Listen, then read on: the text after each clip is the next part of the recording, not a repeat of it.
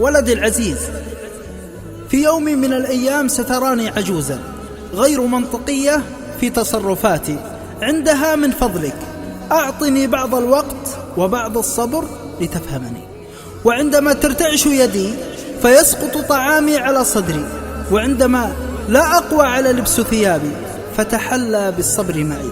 وتذكر سنوات مرت وأنا أعلمك ما لا أستطيع فعله اليوم. إن لم أعد أنيقة جميلة الرائحة فلا تلمني. واذكر في صباك محاولاتي العديدة لأجعلك أنيقا جميل الرائحة. لا تضحك مني إذا رأيت جهلي وعدم فهمي لأمور جيلكم هذا، ولكن كن أنت عيني وعقلي لألحق بما فاتني.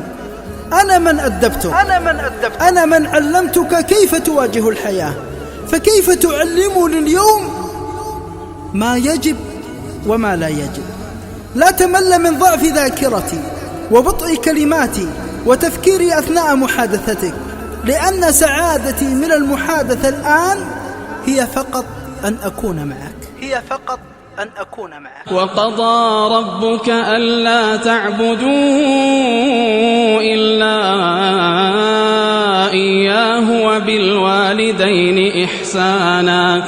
إما يبلغن عندك الكبر أحدهما أو كلاهما فلا تقل لهما أف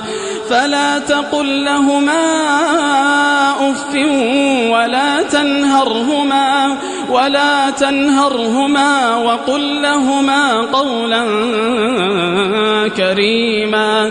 واخفض لهما جناح الذل من الرحمة وقل رب ارحمهما كما ربياني صغيرا. فقط ساعدني لقضاء ما أحتاج إليه، فما زلت أعرف ما أريد.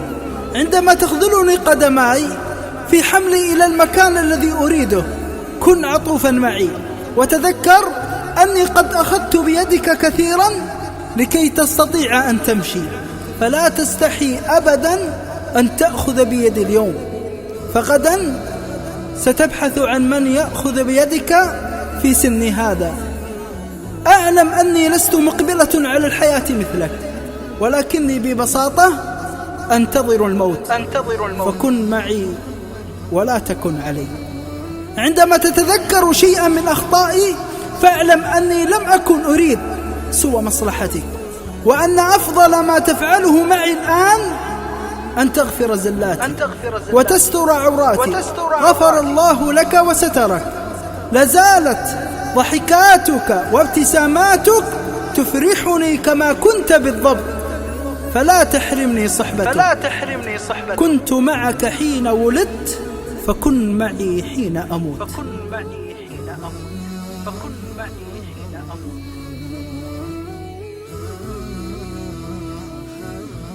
اللهم ارحم أمهات جميع المسلمين، اللهم ارحمهما كما ربياني صغيرا.